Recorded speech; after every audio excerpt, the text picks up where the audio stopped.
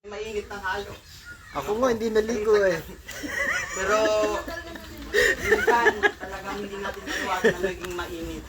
Alam nyo na dahilan, binuo naman ng Espiritu na, nasa-isay na. Ngayon, kung gusto natin ang init, hindi rin yun. Kasi doon naman talaga tayo pupunta. At ang pupuntahan natin, hindi sa loob ng pananampalatayang ito, kundi sa labas. Ano problema ng labas? At ano ang ipinagagalit ng Diyos ngayon sa panahon natin? Alamin natin. Dahil sa mga maraming mga ngaral, ang mga tao ngayon nahubog sa pangsariling karunungan. Dahil sa mga nakialam ng banal na kasulatan, ang galit ng Diyos hindi matapos-tapos. Bakit? Ang daming naglitawang mga ibanghilista, mapasaman dako, maging kanto, kalye o sa mga jeep. Sa tingin ninyo, papaano ang original na inuutos ng Diyos para akayin ng tao at para maturuan ng tao? Di ba gusto niyo init? Ay, initin natin. Alam niyo, ano sabi ng Diyos? Tipunin niyo ang bayan. At saan dadalhin yung mga taong mananampalataya sa Kanya. Yan ang problema ng sanlibutan. Mismo sa Kanyang paanan. Dalhin sa Kanyang paanan upang marinig o mag-aral na matakot ang tao sa Kanyang harapan. Ngayon, papaano ito naging problema ng Diyos? Samantalang sa akala natin, sa dami ng mga nangaral ngayon sa ating panahon, sila yung mga makadiyos na. Simple lang. Kung hindi tayo nasadlak sa pananampalatayang ito, at pag tinanong tayo kung meron tayong pananampalataya, isa lang isasagot natin. Ano sagot natin? Pangsiyasat ninyo ako, may protector ako ha. Kapag wala, palisin nyo ako agad. Salamat. Kasi ang sabi ng kasulatan, singit mo muna yung patalastas. Ang sabi ng kasulatan, okay lang, hatulan mo tao. Wag lang yung... Kaya ingat tayo. Kailangan ganun tayo alerto ha, kasi kakulangan natin yan. Ano ang dapat gawin ng tao? O ano ang dahilan kung bakit nagagalit pa rin hanggang ngayon ng Diyos? O ano isasagot ng tao patungkol sa salitang pananampalataya? Simple lang, kahit hindi na ako sumamba, marami namang nangangaral sa mga kalye o sa mandako, maging sa mga jeep. Sa tingin ninyo, kalooban ng Diyos yon? Yan ang isa sa problema. Pangalawa, sa dami ng mga nagpanggap ng mga bulaang propeta, sa dami ng mga nagpakunwari, at sa dami na nagsasabi na nakaka-receive sila ng presensya ng Diyos, kaya ang pananampalataya nagkaroon ng pagkababagi dahil inaari nila na sila mismo binababa ng banal na Espiritu dahil meron daw mga pangitan at mga presensya na nararamdaman nila ngayon sa panahon natin. Tanong ko ulit, magbibigay kaya ang Diyos doon ng banal na Espiritu samantalang ito yung dako na kanyang pinili? Pangalawang problema yan. Kanina problemahin yan. Kaya lumitaw yung maraming salimut sa loob ng pananampalataya, hindi lang dito, maging sa labas. Bakit? Dahil dyan sa mga bakli-bakling aral, dahil sa mga bakli-bakling kaisipan na itinuro mismo ng mga gaya at mga ngaral. Kaya tayo ang pinag-uusig ng mga banal na Espiritu na dapat tungkulin natin. Pero ang inuna natin ano? Kaguluhan talaga ng iglesia. Samantalang nandun yung gulo na dapat nating maalis dahil tayo ngayon sa panahon natin yung mga sinasabi ninyo na mga hinirang. Nahirang tayo? Apa? Di ba kasarap pakinggan, nahirang tayo na dapat tayo yung magiging panghanay sa loob ng pananampalataya o magiging matatanda sa iglesia na magbibigay kapayapaan sa gitna ng kaguluhan ngayon sa panahon natin dahil ang pinakamalaking gulo, ano? Digmaan sa relihiyon. Yun, ang pinakamalaking gulo. Kaya sabi ng Panginoon sa kanyang panalangin ng mga panahon niya, Ama, lahat ng ibinigay mo, sana magkaisa sila. Amen. Sino gagawa ng pagkakaisa? Ang kapayapaan ni mahirap putusan ng Diyos. Alam niyo kung ba't nasabing mahirap putusan? Yung hiniling ang pastor, Ama, pagalingin niyo po sila, aralan niyo po sila, bumaba siya. Ito biyaya, ito karunungan, aralan mo sila, pagalingin mo sila. Tayo utos, mas sakdal yun. Baka pag inutusan natin yung pukpukin tayo agad. Yun ang sabi kaya sa Revelation. Tayo ang gagawa nun. Na kung maaari sana, malimot natin yung problema. Kung mayroon mang problema sa loob ng iglesia, hayaan natin yung problema sa loob ng iglesia na tayo naman problemahin. Problemahin natin kung ano ang may tutulong natin ngayon sa panahon natin para sa salitang pananampalataya. Dahil sabi ng ating kapatid na Roldan, huwag nating iisipin kung ano yung may tutulong sa atin ng tao. Ang isipin natin bilang mga lagad kung ano ang matutulong natin sa loob ng pananampalataya para sa tao. Mali, tama? Amen. Amen. gulo pa. Yan ang malaking problema sa loob ng pananampalataya. Kaya sabi nga ng pastor natin, tinawag tayo hindi sa pakikinig lang, kundi mga hinirang at mga pinili tayo para maging karapat-dapat na mga ngaral sa labas ng iglesia. Kaya sabi nga ng apostol San Pablo, labasin natin ang kampamento ng Panginoon. Ba't hindi tayo makalabas? Ba't hindi natin mapalawak at hindi natin maramdaman o makita man lang o malisig man yung mga mensahe ngayon sa panahon natin patungkol sa labas ng pananampalataya? Ano ang naging hadlang? Alam niyo, sabi na po sa Santiago, kasi nag-aayuno kayo, humihingi kayo, tapos ginugugol nyo lang sa kalayawan nyo. O yun, ang reklamo na po sa San Pablo. Di ba sa kasulatan yan? Ay, sorry, hindi pala Pablo. Santiago. Nagsisingi raw tayo ng karunungan. Kaya sabi kanina ng sinundaw nagsalita, paano? Lumitaw kasi yung terminasyon, ako kay Manong. Sa tagahangga, ako kay Ariel. Kay Rani. Sa Pandi, ako kay Roldan. Dapat bang mangyari yun? Hindi. Mayroon pang terminasyon na gito, ako kay sa kapatid na Susan. Ako kay kapatid na Nancy. Dapat bang mangyari yun? Hindi. O, ang tanong nyo, bakit nangyari? Ang sabi ng kasulatan, dahil hindi natin daw pinakinggan yung turo ng Diyos dahil kailanman na hindi tayo tinuruan ng ganitong aral ni Kristo. Sino kasi yung Kristo? Hindi kayo nakatuto ng ganito kay Kristo. Sino kasi si Kristo? Karunungan at kapangyarihan. Ayun yung Kristo. Asan na ba yun? Ayun ang Kristo sa panahon natin. Siya yung itinalagang kapangyarihan at karunungan ng Diyos. Tanong ko uli, sinunod ba talaga natin ang aral ng pastor? Thank you. Tama yun.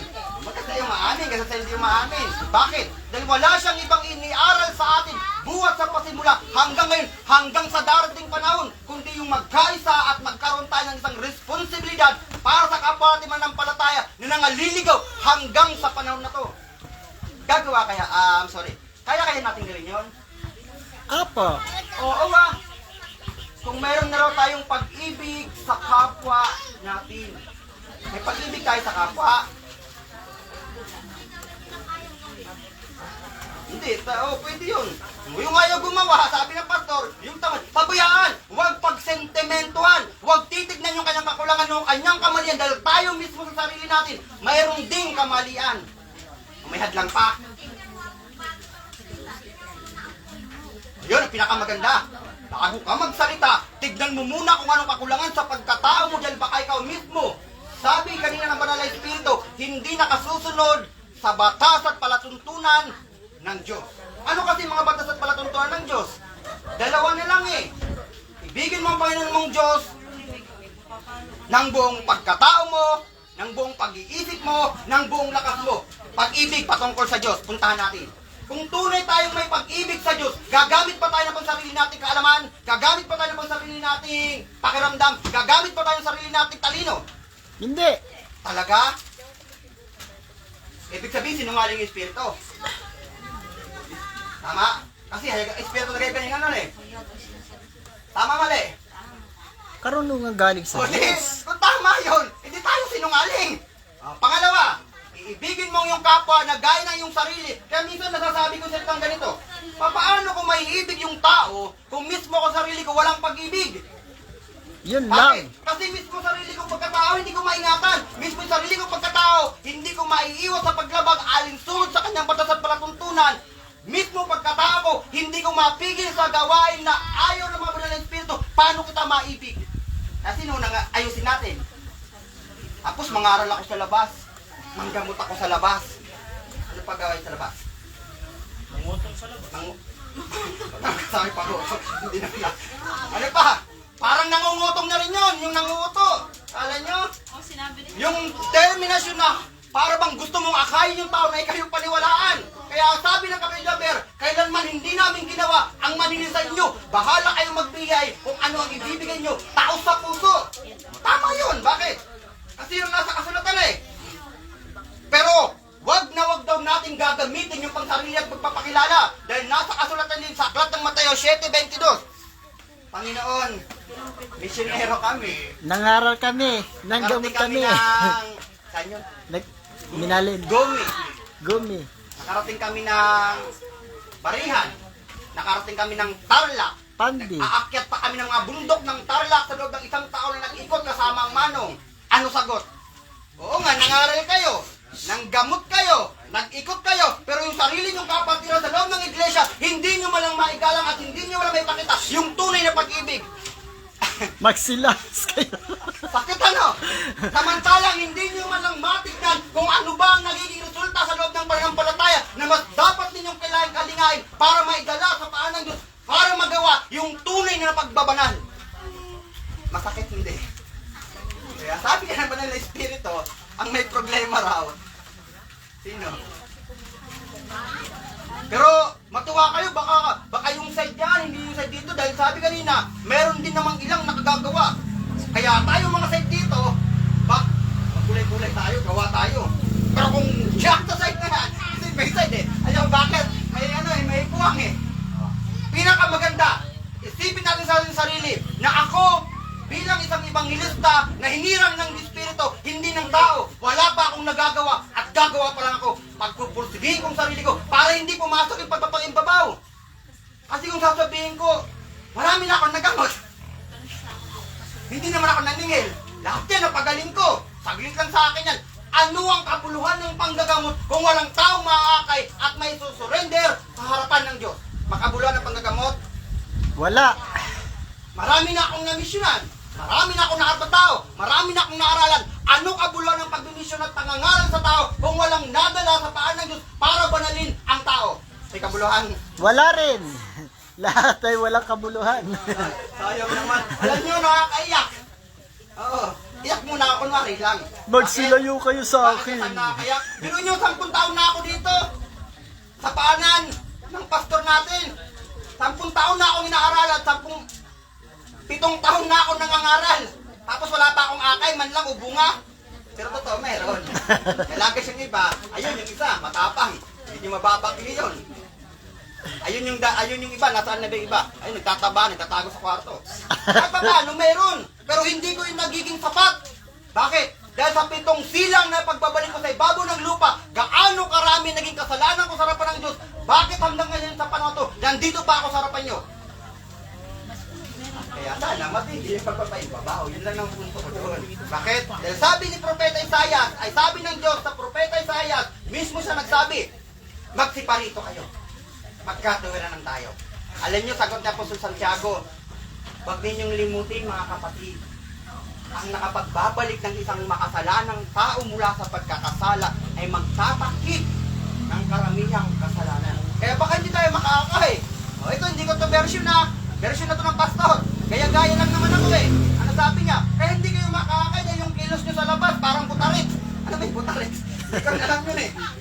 Sabi ko nga, di ba nanggagaya lang ako? Alam niyo? Karot na lang. Ha? Ang karot, hindi ko alam yun eh. Ano yung butarit? Ayo, kakarot.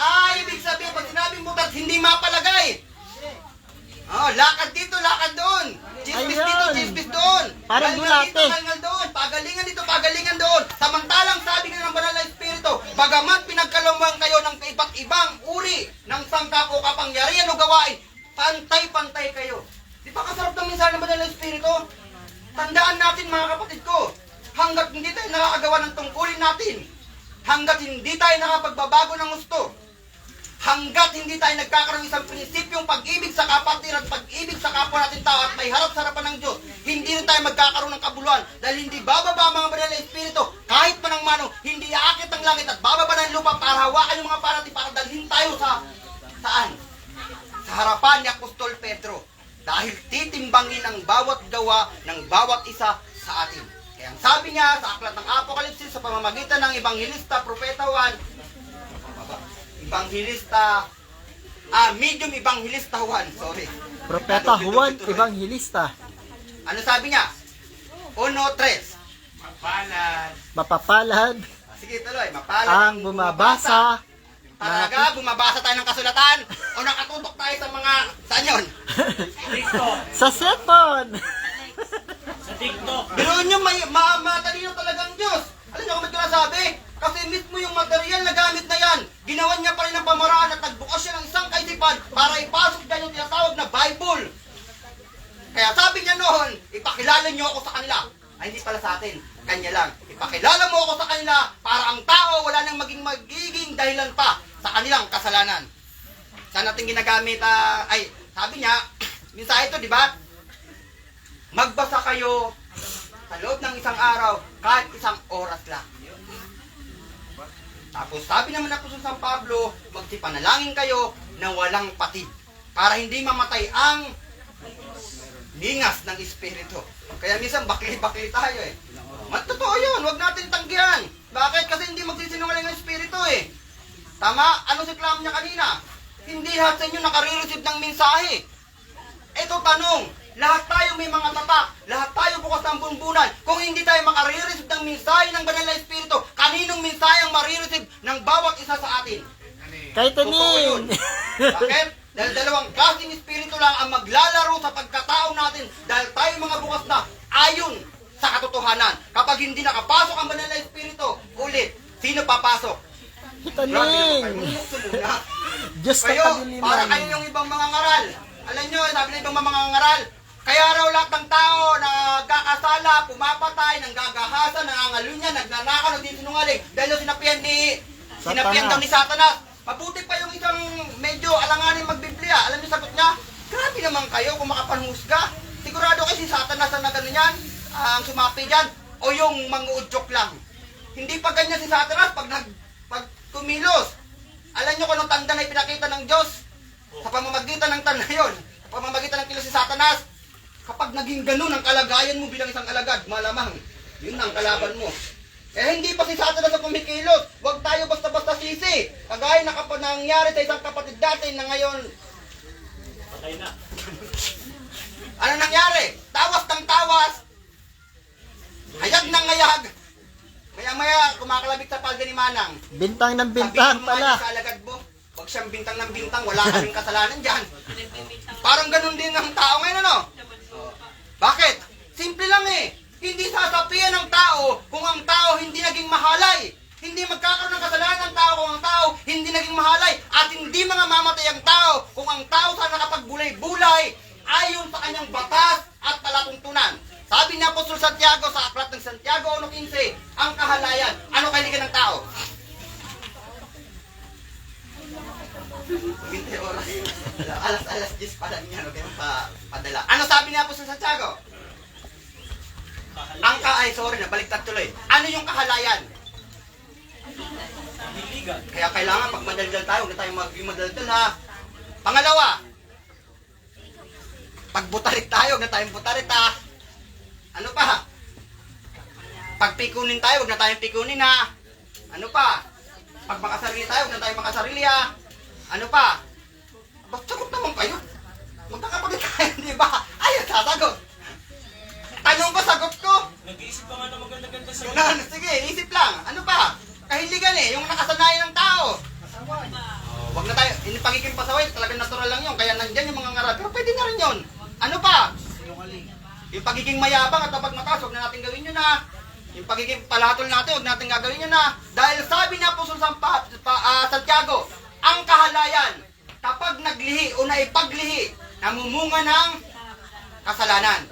At yung kasalanan, kapag malaki na, magbubunga yan ng kamatayan saan? Ayun. Dahil sabi niya kanina, ang nagpapakabuyo sa kalayawan, Bagamat buhay ay ay patay. patay. Aklat ng unang Timoteo 5:6. Mamamatay yung relasyon natin sa Diyos. At pag namatay yung relasyon natin sa Diyos, sigurado, darating tayo dun sa punto na sinabi na Apostol San Pablo sa aklat ng mga taga-Korento. Pangalawang Korintos, nang sabi niya, sa 13:5 ba? Siguro tama nga. Sabi niya, siyasatin niyo ang inyong sarili. nasa Biblia. Tama yun. Tignan nyo. 13:5. Kung kayo'y nangasa pananampalataya pa. Ang dali lang naman, di ba? Parang ako. Nagsasalita ako ngayon. Tapos mamaya mambabae ako. Lang sa iyo ng bintang na... Tabi mo muna yun. Aray, muntik ng masagasaan. Parang ako, mamaya mangigat ako. Mambabae, patapos mambabae, mamuli ako ng igat kasi yun ang talaga negosyo ko. Trabaho ko eh. Hirap buhay. Tapos hindi ko naririnig yung mensahe ng Espiritu. Hindi na ako makapagbulay-bulay samantalang sabi ng kasulatan o sabi ng Diyos sa aklat ni Josue 1:8, ang aklat na ito Huwag mong kalimutan. Kasi pag nakalimutan mo yan, sabi ni Haring Solomon sa aklat ng Kawikaan 3, mamatay ka. Mamatay yung relasyon mo sa Diyos. Pag hindi mo yung naikintal sa sarili mo, dahil pag hindi mo yung nagintal o naipakita sa sarili mo, o hindi naglarawan kagaya sinabi ng Juan, ng isang propeta Juan sa aklat ng San Juan 1, hindi mo na isabuhay sa pagkatao mo yan, magiging tudlaan ka, kagaya ng sinabi niya nung gumanap ang kapatid na Kamel. Ano yung tudlaan? Sisihan. Dakdakan ka ng sisi. Kaya sabi kanina ng kapatid na Rahane, ang sakit ng kalingkingan, Dama ng buong katawan. kaya ang kahihiyan ng isang alagad, Kaya ng lahat. kawawa naman po yung mananamba natin. Umaasa sila, mababanal natin, no? Ang problema, baka sa sarili natin, hindi tayo mabanal. Baka mismo yung sarili natin, hindi natin madala sa langit. Baka yung sarili natin, hindi pa talaga nakahandog. Kanino nakahandog sarili natin? Sa asawa. Sa Diyos. Mamaya na yun sa'yo. Sigurado. Sabay baling ano. Sa asawa, sa trabaho, sa problema, sa pasikatan, sa payabangan, sa pataasan, sa pagmamalaki, sa pagalingan. Ang dami. Kaya siguraduhin lang natin sa sarili natin kung talagang nakahandog ito. Kasi ang sabi niya kanina, bagamat magkakaiba ang inyong mga tungkulin, pantay-pantay lang kayo. Sa madalit sabi, alam niyo, mayroon akong ibibigay po sa inyo mga kapatid ko. Isang munting regalo. Pero hindi material, wala akong pera ngayon eh. Isang munting regalo sa spiritual. Balikan natin yung mga nakarating sa akin ng mga palabas. Alam niyo kung ano na pultudong moral. Kapag ang isang hari nagsalita, sa alang kikilos yung mga alagad niya o yung mga kawal niya. Pero hanggat hindi nagsasalita ang hari, yung mga kawal niya, tahimik lang. At hindi pinangungunahan yung hari. Hindi kagaya natin. Kaya ano sabi na sa Pablo sa aklat ng Hebreo, huwag maging guro, ay maging guro. Huwag ba maging guro? Ay puro tayo guro eh. Ayaw mo nun. Ganon. Sana nga, matupad yung sinabi niya sa aklat ng Jeremias 31, na wala nang magtuturo sa kanyang kapatid dahil lahat na sila nakakalam ng disiplina at pagsunod sa batas at palatuntunan ng Diyos. Di ang swerte natin, di ba? Kung nakaalam na tayo, pero paano natin masasabing nakakaalam na tayo ng kanyang batas at palatuntunan kung iginawad mismo sa tarlac ang mensaheng marunong na kayo. Marunong na kayo. Ang kailangan nilang daw sa atin ay ano? Disiplina at pagsunod. Dalawa lang bitawan niya. Tagan. Ang sabi niya, ang kailangan nilang sa inyo, disiplina at pagsunod sa ipinapayo at inaaral ng pastor natin. Kaya pag nagawa natin yan, baka yung pagsubok na, alam niyo yung pagsubok, lagi nakakapit sa atin eh. Sabi rin niya kanina, nandiyan si Satanas sa gitna niyo. Hindi Satanas. Lobo. Lobo. Nagbintang na rin tuloy ako. Nandiyan na yung lobo sa gitna natin. Ano yung ginagawa ng lobo? Titignan sa bawat isa sa atin kung meron siyang masingitan. Kapag hindi tayo nakakonsentrate sa aral at kapag hindi natin binuksan sarili natin sa pag-unawa ng sinasalita ng pastor natin, makasingit yan. At pag nakasingit yan, ano gawin ng lobo? Mambulabog yan. Oh, alam niyo pa paano ang diskarte ng lobo? Turuan ka niya sarili niya, bulabugin yung isip mo, hindi ka na makapakikinig na maayos, magiging malikot ka at tuturuan ka pa niya ng ebanghelyo. Bakit? Kanino kasi siyang anak? O kanino siyang alagad? O kanino siyang sakop? Eh Satanas! Ano si Satanas? Ministro yun ng ebanghelyo o ministro din yun ng Biblia. Kabaliktaran nga lang. Kaya pag nakasingit ang lobong yan, isa lang ang sasabihin yan. Alam niyo sasabihin niya? Nakikinig naman ako eh. Gagamit pa ng kasulatan yan. Kaya ingat tayo sa mga lobo. Dahil merong sinabi si Haring Solomon, aklat ng Ecclesiastes 5:4. Alam niyo yung sabi doon? Hindi na may alam. Ganon. Sabi niya, ingatan mo ang iyong paa. Yung pagano pala, sorry, yung panata pala yon. Uno, kapag ka ikaw ay papasabahay ng Diyos. Bakit? Kasi ministro yung kalaban natin eh. Habang nagsasaysay yung ministro ng kalangitan, magsasaysay din yan sa bulong. Magsasaysay din yan sa mensahe. Baka bigla kang gumanap. Baka bigla kang mangaral ng wala sa kaorasan. Ganyan ang ministro ng kabaliktaran. Kahit na nakapokus ka, kapag nakakita ka ng isang katitisuran o ng isang kadahilanan sa kapatid mo, sigurado, sisingit yan. Gagamit din yan ng kasulatan. Bakit? Eh syempre, hindi naman tayo bibigay sa mga mangmang eh. Hindi rin paririto yung mga manunubok na mangmang. Ang paririto, kung ano yung grado ng taas na ipinaaral sa atin ng pastor, ganun din katalino ang darating. Kaya sabi na po sa Pablo, bakit? Nabahagi ba kasi Kristo? Nagkaroon ba kayo ng dalawang kapulungan sa kalagitnaan? Nag-away-away ba kayo? Hindi lang dalawa. Ilan? Mga apat. Okay lang yun. Hindi rin yun hadlang. Bakit? Kasi sabi ko nga, minsan ng mga sinasalita ko, hindi yung katabi mo, hindi yung kapatid mo, kahit man yung pastor, hindi yun ang magiging dahilan para makakit ka sa kalangitan. Sino magiging dahilan para makapasa ka at magkamit ka ng buhay na walang hanggan? Yun, yung sarili mong pakikinig. Dahil ang sabi ulit ng kasulatan ay sa aklat ng Mateo 15, mapalad ang tao na hindi makakita sa akin ng... paano ka? Bakit ka matisod? Hindi, tamad ka lang umunawa. Kasi kung naunawaan mo yan, kahit pa magkagulo yan, kung ang pananampalataya mo at pakikinig mo sa aral, sincere sa puso mo, makapasa ka. Hayaan mo yung mga tagapagsalita, kagaya sinabi ng Apostol Pablo, nasawatain sila. Bakit? Kasi yun ang may mga karapatan. Pero kung pag ikaw wala ka pang karapatan, huwag mong papasukin ang bagay na hindi para sa'yo dahil ikaw ang unang mahatulan. Parang sabi naman siguro ninyo, parang unfair naman yung Diyos. Nakikialam. Hindi. Kagaya ng sinabi ko, kung papaano iginawad yung batas at palatuntunan ng mga unang hari, ganun din sa harapan ng Diyos. Dahil kapag ang Diyos nagbaba ng kanyang batas at palatuntunan, hindi yan mababali ng kahit sino man. Lilipas at lilipas ang panahon, kagaya ng sinabi ng Panginoong Kristo, mga wala ang langit at ang lupa, kudlit man o tudlok ng kanyang kasulatan, hindi mo... Dok. Parehas na yun, Bisaya ako sa ilong eh. Hindi mawawala hanggang sa maganap ang lahat. Kaya ang sabi kanina, mayroon talagang malaglag. Ano gawin natin sa mga malalaglag? Ilaglag mo lalo. Mayroon bang paraan? Sabi, mabuti pa si Judas. Mas mabait pa. Tama? Oh, mas masama pa tayo kay Judas. Iba agawin. O kita nyo, mas mabuti pa pala si Judas na nagtaksil. Nagbigay ng napakagandang aral. Ano sabi niya? At yung iba niyong kapatid na... Uy, hindi si Iscariote yun. Ay, hindi ba? Basta si Judas. Tadeo yun. Ano sabi niya? Agawin nyo. Sa kamatayan o sa nagliliyab na apoy. Tapos tayong pabayaan. Mali yun. Hindi natin may papakita ang pag-ibig sa kapatiran. Hindi lang tayong kapatiran eh. Alam niyo kung bakit kung hindi nasabing hindi lang tayo? Kahit man sila mga mananampalataya, kapatiran natin yun. Bakit ko nasabing kapatiran? May pananampalataya yun sa Diyos. Hindi nga lang ayon sa pagkakilala nila sa Diyos. Kagaya sinabi ni Apostol San Pablo. Ngayon, plano. Ano pagiging plano natin? Plan A, ano?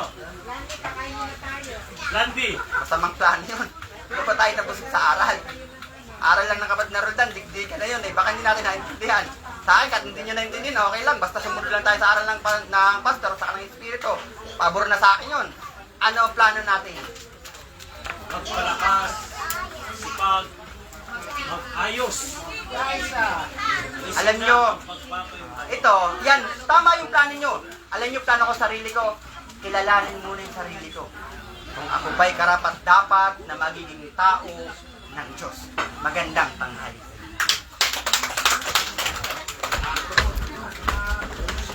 Ayun tayo lahat, kanila. Salamat na kayo. Uy, nagsabi pa si Manong na pasalamat na. Ay, karami. Makasabi lang ang gaya ng hari, hindi kikilos sa mga tao kung hindi nagsalita yung hari. Tanungin mo na si Lolo. Sige pa,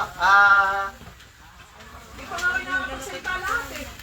Alam niyo yung uwi yan, hindi ko alam yung pasimula.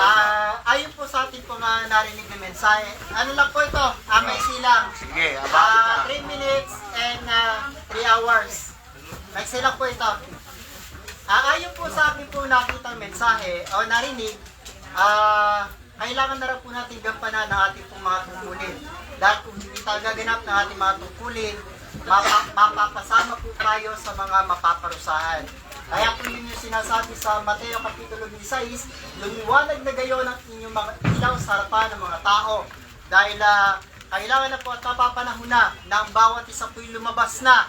Yun po yung sinasabi nung matagal na panahon ng ating pong pastor na magsalita na raw po kung hindi po tayo makalabas ng kampamento, mag-Facebook na po tayo. Iparinig natin sa sangkatauhan ang tinig ng mga anak ng Diyos na sana po'y lumiwanag na gayon ang inyong ilaw sa harapan ng mga tao sapagkat tatakpan ng kadiliman at salimot na dilim ang mga bayan. Subalit ang kaliwanagan ng Panginoon ay sisikat sa inyong lahat. Dahil napakaliwanag po yung sinabi ng Panginoon kanina na siya ay nakikipag-usap ng mukhaan sa ating lahat. Napakaliwanag na sa atin nagpapakahayag ang ating pong Panginoon na sana yung lahat ng mga minimensahe ng ating Panginoong Jesucristo ay tumimo sa ating mga puso, tumimo sa ating mga isipan, at gampanan na po natin yung ating pong mga tungkulin na bawat banal na espiritu, alam niyo po yung laging isinisigaw sa atin ng mga banal na espiritu, gampanan na raw po natin yung ating mga tungkulin, at tama na raw po yung pagtutulog-tulugan. Tama na raw po yung bahala kayo, basta ako dito lang. Kaya mga kapatid, sa pananampalataya, ito na po yung tamang panahon. Kumilos na po ang bawat isa. Dahil kung titingnan nyo po yung nangyayari sa buong mundo, bawat bansa po ay talagang dinidinubyo na. At nakakaawa po yung mga tao na mga nangananangis, nawawalan ng tahanan, nagigiba yung mga tahanan at mga tao, mga pinapatay ng ating pong dakilang Ama. Yun po yung sinasabi ng Panginoon kanina, kung tayo po ay may pag-ibig sa ating pong kapwa, sa lahat ng mga tao sa buong sanlibutan, iparinig po natin ang tinig ng mga anak ng Diyos na ang bawat tao ay magsisina, magbago at magbalik loob sa Diyos. At ipakilala raw po natin ang tunay na pananampalataya na ipinakilala ng ating pong Panginoon Jesucristo sa lahat ng mga tao, na ang bawat tao ay sumamba na sa Espiritu at katotohanan. Yan na naman po yung binibigay sa atin ng Panginoon, na ang bawat isa po ay magpakilala na sana na yung bawat isa ay lumabas na. At ayun po yung sinabi ng ating pastor kanina, hindi po ako magsasabi na wala na daw po magiging duwag. Magpakatapang na po tayo. Ilabas na natin yung kung sila yung makakapal ng mukha, mas kapalan po natin yung ating pong mga mukha. Kung sila yung matitigas ang ulo, mas tigasan natin ang ating mga ulo. Yun po yung sinasabi sa atin ng banal na kasulatan, patigasin natin yung ating mga ulo kaysa sa kanilang mga ulo. So, ipahayag po natin ang tinig na ng mga banal na espiritu na sa atin na naghahayag. Iparinig po natin at ipakita natin sa ating Ama na nasa langit na tayo ang bayang pinili niya na magbibigay sa kanya ng karangalan. Yun lamang po, at magandang umaga po sa inyo lahat.